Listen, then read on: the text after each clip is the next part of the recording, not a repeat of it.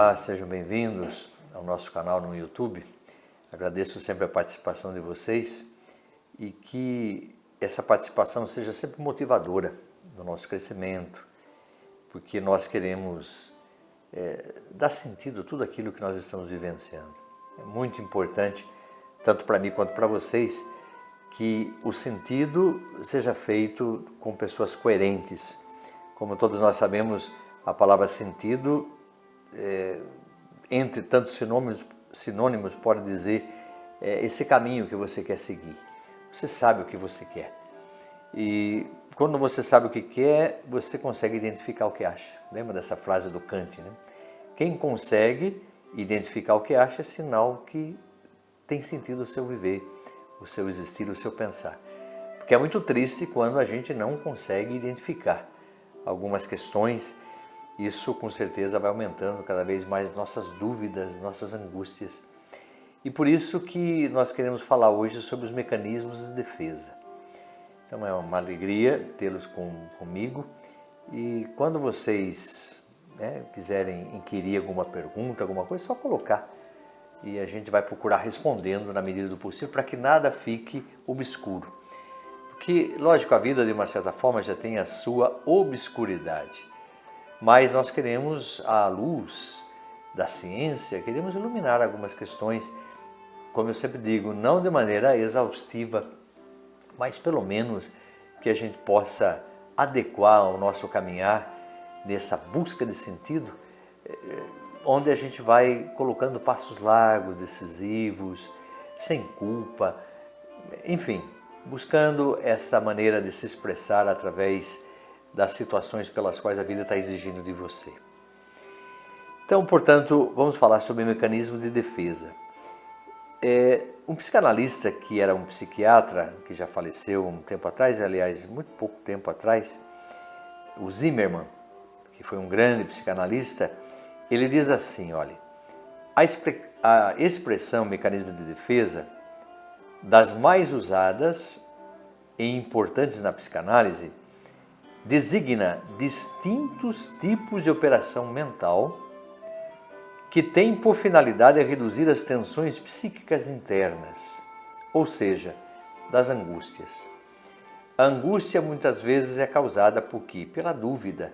Essa dúvida que, se ela permanece, lógico, ela aumenta a nossa neurose, né? Então diríamos assim, olha, grosso modo, existem tensões que você não consegue entender o que está acontecendo dentro de você. E isso traz uma certa angústia, porque ela traz uma dúvida. Lógico que nós sabemos que a dúvida ela pode ser metódica e ela é boa. Isso é fruto do produto cartesiano. Todas as vezes que eu tenho dúvida, eu penso. E se eu penso, eu existo. Apesar da neurociência, nós já até falávamos isso, ela de uma certa forma nega isso, né? Mas importante que nós estamos aqui para duvidar também. A dúvida ela é boa, mas ela não pode permanecer muito tempo no nosso coração. Só que nós temos muitos mecanismos e esses mecanismos vêm justamente para que essas tensões psíquicas internas elas possam, de uma certa forma, ter um caminho que o sujeito possa dar conta da realidade na qual ele está vivendo. Então, os mecanismos de defesa processam-se pelo ego, portanto, mas é processada pelo ego, mas de uma maneira inconsciente. A pessoa não percebe que ela está fazendo isso, porque existe uma grande parte do nosso ego que é inconsciente. Apesar de nós falarmos o ego é consciente, mas tem uma parte do ego que é inconsciente. Podemos dizer o pré-consciente, ou como outras pessoas vão designando o subconsciente.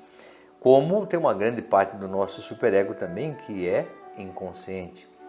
Aliás, quando a gente parte do princípio de que o real, como dizia Lacan, o real, o imaginário e o simbólico, o real, dificilmente vamos ter acesso. Sim, aquilo que somos verdadeiramente, nós não temos muito acesso. Interessante isso, é triste isso, né? Por que é triste? É triste porque nós nem sabemos quem somos de uma certa forma, mas isso não significa que você vai desistir. Aliás, é o enigma da esfinge. conhece-te a ti mesmo. Quando nós não nos conhecemos, nós estamos fadados a viver uma vida um tanto medíocre, isto é, abaixo da média. Nós não nos relacionamos, nós temos dificuldade nesse relacionamento. Por quê? Porque estamos cindidos, né? Estamos divididos, e toda pessoa dividida, como já refletimos em outra ocasião, ela não consegue interagir com outra pessoa. Eu só consigo interagir com você porque busco a minha integridade, porque senão eu vou ficar projetando minhas mazelas, vou ficar culpando você de uma série de coisas e assim por diante. Agora, quando nós temos um olhar íntegro para com a gente, quando você não está dividido, com certeza você consegue manter um relacionamento com aquela pessoa que você está conversando na ocasião pela qual o diálogo está acontecendo. Bem, mas independente de tudo isso, tem os mecanismos que vão, lógico, eles vão borbulhando e a gente não percebe. Mas esses mecanismos, como falava aqui o Zimmermann, eles são processados pelo ego, de maneira inconsciente, para que você consiga dar conta da realidade, senão nós ficamos mais angustiados ainda. E aí seria muito triste, né? Uma pessoa que vive totalmente triste, ela acaba perdendo o senso da sua existência. Ela procura não viver a vida intensamente. Porque muitos dos nossos problemas, eles são causados pelo seu próprio psiquismo, né? De uma maneira tão lacônica. Porque aquilo que é um problema para mim, pode ser que não seja um problema para você. E um problema que é seu, pode ser que não seja meu. Então, algo assim muito pessoal, subjetivo, mas nós vamos buscar juntos. O Zimmermann, ele continua dizendo que são múltiplas as modalidades defensivas pelas quais o ego procura buscar uma harmonia entre as demandas das pulsões do id, portanto do inconsciente, as ameaças do superego. Eu já falava que tem gente que tem um superego muito tirano. É um mecanismo que foi introjetado e parece que tudo é errado, nada pode ser feito e as pessoas sofrem demais com aquilo. Que vão pensar de mim?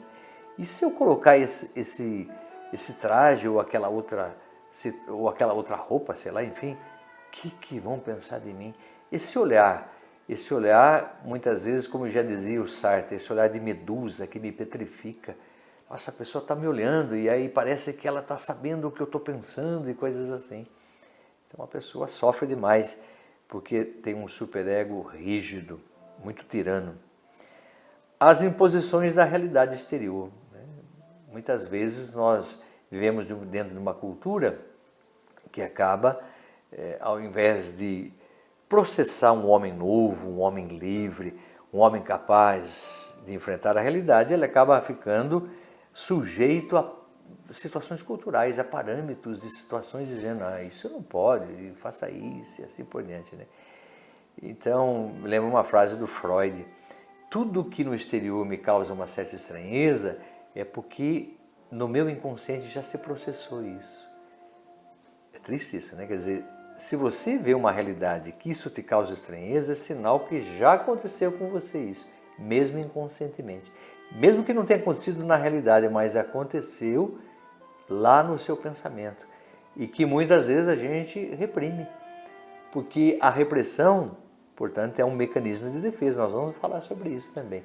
Quantas pessoas estão reprimindo, né? Uma série de situações porque não dão conta. Então é melhor reprimir, afastar, colocar no porão da vida.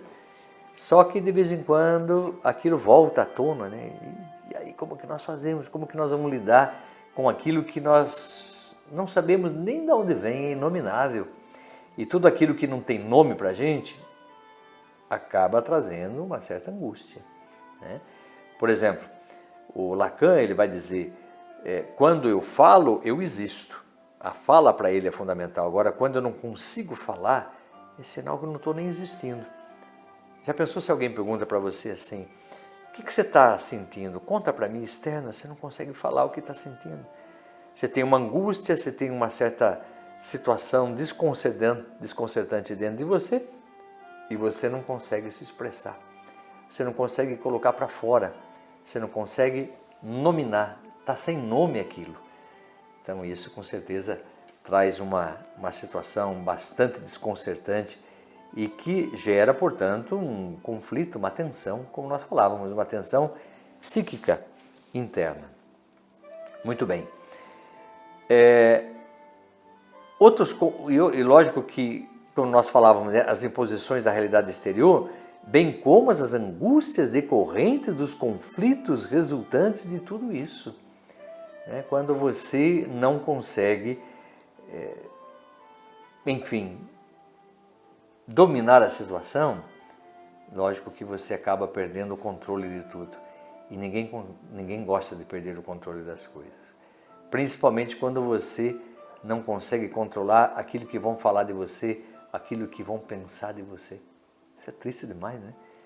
E falar o quê? Lembra que nós já falamos em outro programa? O que o outro pensa é um problema dele, não é problema seu. Agora, você querer controlar o que a outra pessoa pensa, e para que isso, né? Então a gente tem que buscar uma virtude chamada humildade. Se nós não tivermos a humildade, e essa humildade de querer justamente conviver com certas situações sem querer ter o domínio sobre elas. Porque se você quiser ter o domínio, você vai se dar muito mal, porque nós não vamos conseguir vencer tudo e todos. Não, de jeito nenhum. Acho que é importante que você consiga vencer o que você está sentindo, que você consiga nomear os seus conflitos, que você consiga entender para poder trabalhar.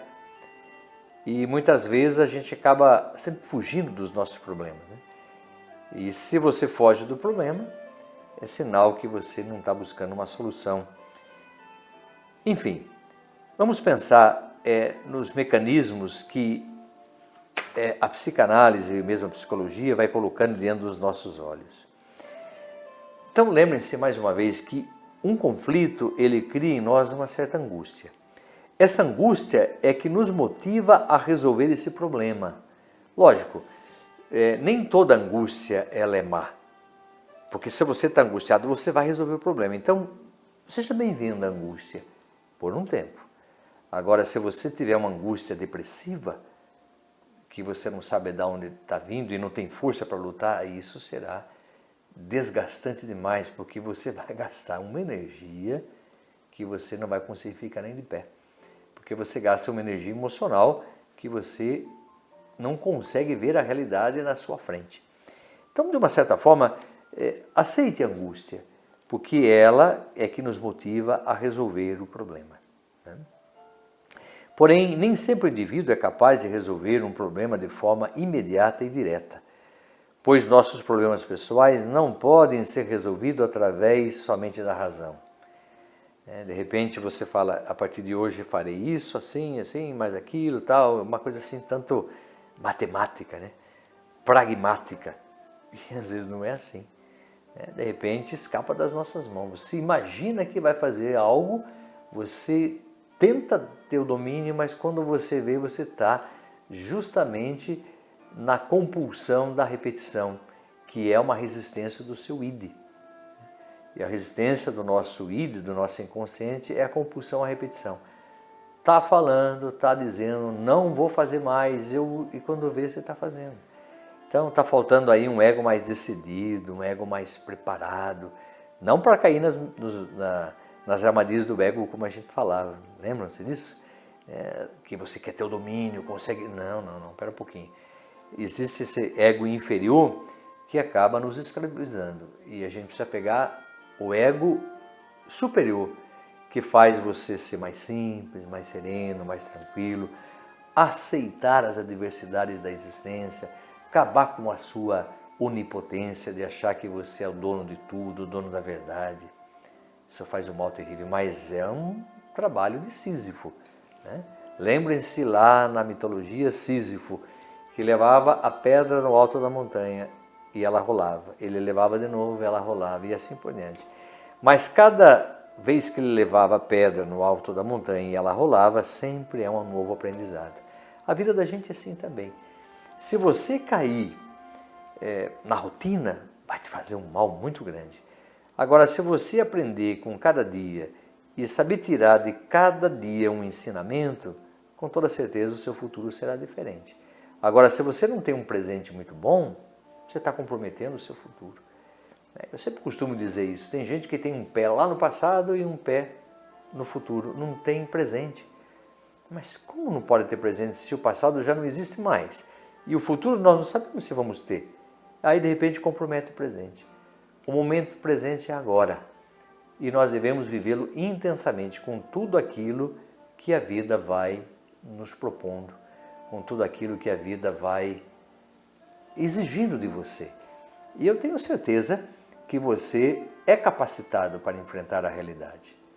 Por isso que nós estamos buscando mens sana in corpore sano, quer dizer, uma mente saudável para ter um corpo saudável. Hoje a ciência diz que a maioria das doenças são psicossomáticas, isto é, muitas doenças psíquicas vão para o soma, para o corpo.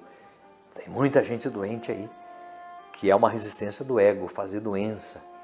E de repente, como eu falava já em outra ocasião, você tem uma assimilação genética, você tem algumas doenças que você vai ter que dar conta dela, porque veio assimilado geneticamente. E tem outras que você é que acaba desenvolvendo. Sua maneira de viver, o seu estilo de enfrentar a realidade, aquilo que você come, aquilo que você bebe, né? Porque você é aquilo que come, você é aquilo que bebe, você é aquilo que pensa. Ixi, é complicado, é bastante extenso. Mas eu acredito que vale a pena a gente buscar de uma maneira muito serena, de uma maneira muito tranquila, esse desafio de nos encontrarmos. Porque quando a gente não se encontra, você acaba comprometendo a sua subjetividade e, consequentemente, você acaba complicando o relacionamento seu com as pessoas. Tem muita gente que tem um pé atrás com todo mundo, né? Todo mundo, sabe, essa coisa assim meio persecutória, parece que fulano me persegue, fulano quer puxar meu tapete. São expressões que a gente usa, né, o tempo todo e assim por diante. Muito bem. Então, como eu dizia, o indivíduo é capaz de resolver um problema de forma imediata e direta, mas ele não pode fazer somente com a razão. Por isso que ele dá ao fato de que os problemas pessoais têm certo envolvimento emocional. E aí perde, parece que, a objetividade e, consequentemente, somos levados a resolvê-los de forma indireta e tortuosamente, buscando um ajustamento a fim de adaptar-nos às exigências que nos são impostas pela sociedade em que vivemos. Tais processos adaptativos são os que chamamos, então, de mecanismo de defesa. E torno a dizer, eles são inconscientes. Você que vai fazendo lá dentro. Vamos pensar um pouquinho aqui, ó. Por exemplo, vamos falar de um primeiro mecanismo chamado racionalização. Existe em nós uma luta constante para dar sentido ao nosso próprio mundo de experiência, uma procura de explicações para nossos fenômenos internos, nossos comportamentos e sentimentos. Para satisfazer essa busca, evitando a angústia e mantendo o autorrespeito, criamos explicações altamente racionais para fatores emocionais e motivacionais. Para justificar nosso eu, portanto nosso ego, buscamos boas razões, ainda que falsas, para nossas atitudes de fracassos. Então a gente fica racionalizando tudo. Olha, veja bem, tal acomodação ao conflito é o que chamamos de racionalização, como eu falava. São exemplos de racionalização. Um rapaz que viaja de graça em um ônibus e busca várias justificativas para o seu ato, como: a passagem é muito cara, a empresa já tem muito dinheiro, eu pago passagem todo dia, um dia menos não vai fazer diferença, o ônibus está lotado, não vou passar pela catraca, vou ficar aqui mesmo. Entendeu? Ele aproveita de certas situações, porque ele diz: olha, eu já, como eu falava, está muito cara a passar, já ninguém vai perceber mesmo. Aquela coisa assim da situação, muitas vezes, que nós falamos de tanta corrupção, mas a gente também tem algo de corruptível dentro da gente, né? Principalmente a racionalização. Veja bem, Um outro exemplo, seria um aluno que não está conseguindo responder a uma questão e diz, isso não é interessante de saber mesmo. Não respondi porque não tive tempo de estudar, pois lá em casa fazem muito barulho. Outro exemplo ainda é alguém que não consegue algo que deseja e logo se justifica dizendo que na verdade não queria aquilo. Ou um rapaz que foi dispensado por uma garota da qual estava afim, logo diz, ela nem era tão bonita e tão boa assim, era até feia, não sei como fui gostar dela. Então são as racionalizações que nós vamos fazendo. Como dizia o La Fontaine antigamente, né? Quando aquela raposa que queria pegar uva e ficou pulando e não conseguia. E a uma certa altura ele dizia, estão verdes, e vira as costas e vai embora. Quando ela está saindo, um barulho ela ouve e pensou que era uma uva que tivesse caído, um bago, e ela volta e era uma folhinha que tinha caído, né? Uma folha que fez um barulho. Enfim, como dizia a própria moral, quem desdenha quer comprar. Né? Quando a gente, começa a racionalizar muitas coisas, é sinal que você está usando um mecanismo. Você não dá conta da situação, então você precisa criar outras situações para que você possa, de uma certa forma, vencer essa situação. Então, olha bem, a racionalização sobre algum fato não é apenas uma simples explicação. Ela envolve um conjunto complexo de explicações, evitando assim ataques, ou seja, se uma for destruída, haverá outra para substituí-la. O que difere a racionalização da dissimulação é o fato de que tais explicações não são simples mentiras. Geralmente não estamos em boas condições e nem temos a intenção de enganar. Simplesmente não estamos conscientes das deformações em nosso pensamento. Ela também pode ser confundida com a razão, apesar de não existir uma linha muito clara que diferencie as duas. E que a razão também pode ser influenciada por fatores emocionais e motivacionais. Na racionalização, vejam bem, há uma nítida preocupação em justificar a si mesmo. Então, a racionalização, nítida preocupação em ficar se justificando. Consequentemente, tomamos uma atitude agressiva contra os contestadores de tais explicações, uma vez que são as defesas do nosso ego.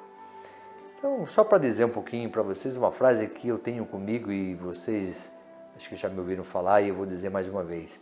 Nunca, nunca, nunca se justifique. Teus amigos não vão precisar e os teus inimigos não vão acreditar. Então pare de ficar se justificando e assim por diante. Apesar disso ser algo do caráter do sujeito, porque está lá no seu inconsciente, então a gente fica de uma certa forma preocupado em justificar. Então, mas está na hora da gente começar a trabalhar um pouco isso, né? Você perceber, vir para o consciente e começar a trabalhar esse mecanismo. Nós vamos ter que encerrar por causa do nosso tempo, mas vamos voltar falando, né? No próximo encontro vamos continuar falando sobre os mecanismos de defesa. Até já!